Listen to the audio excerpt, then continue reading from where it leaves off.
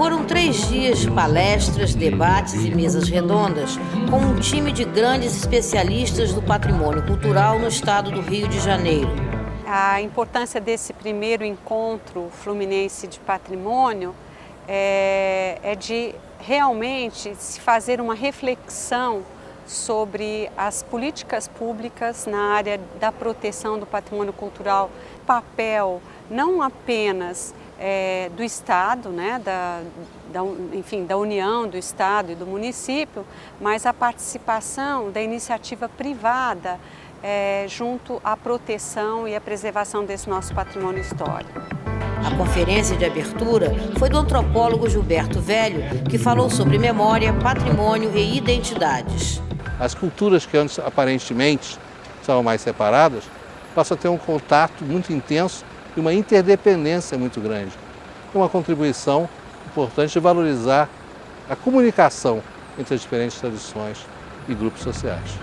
Os caminhos do patrimônio fluminense, como trabalham os escritórios técnicos do Instituto do Patrimônio Histórico e Artístico Nacional, IPHAN, nas diversas regiões do estado do Rio de Janeiro, também foram tema de debate. A Costa Verde Fluminense, assim como a Costa Verde Paulista, né, a gente sabe que é uma região de uma pressão imobiliária muito forte, por conta do turismo, da ocupação das áreas para turismo.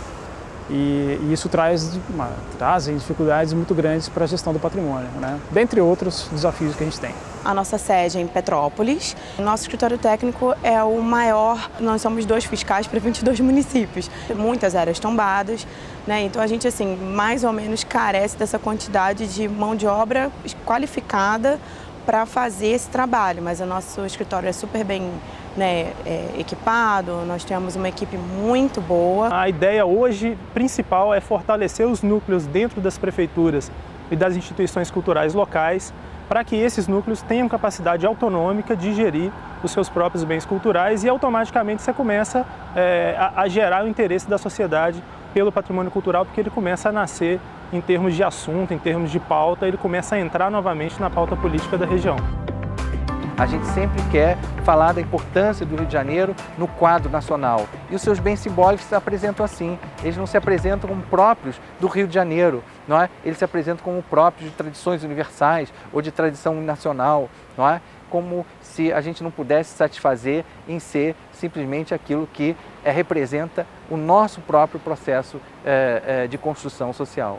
O patrimônio arqueológico e o patrimônio natural não foram esquecidos. O tombamento exige que ele seja excepcional. Então eu daria alguns exemplos de bens excepcionais, como o Jardim Botânico, o Campo de Santana, o Passeio Público, aqui onde nós estamos, a Quinta da Boa Vista. Se preserva o sítio arqueológico para a produção de conhecimento, o que é distinto da preservação de patrimônio arquitetônico, por exemplo, que se preserva se congelando aquele bem para que ele seja representativo de uma dada época, em suma, de um dado momento. O sítio arqueológico não, ele é preservado para ser pesquisado. Então, na realidade, o IPHAN preserva para a produção de conhecimento científico.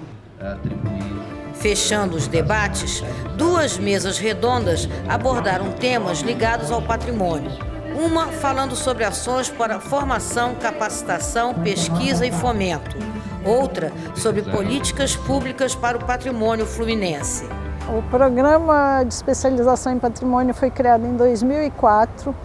Dentro da nova estrutura do IPHAN, é a produção de conhecimento pelos bolsistas, geralmente jovens, recém-formados, que vêm cheios de questões das universidades. Foi reconhecido pela CAPES, pelo Comitê Interdisciplinar, como um mestrado profissional. Todo o fomento da FAPERJ é destinado a pesquisadores, professores, pesquisadores de instituições sediadas no estado do Rio de Janeiro. Qualquer instituição em qualquer área. Nós temos mais de 36 projetos nos últimos 4 anos apoiados com o tema patrimônio nas diferentes instituições. Hoje, nós temos próximo, nesses 5 anos que eu estou na superintendência, 200 milhões em obras em realização, já realizadas no âmbito da Lei Rouanet, e nosso orçamento ainda anualmente, não ultrapassa 3 milhões. Não é? Então isso é uma coisa também que nos faz pensar em termos de execução das políticas públicas de preservação. No final do encontro, foram entregues os prêmios do concurso de fotografia sobre patrimônio cultural realizado pelos organizadores do evento.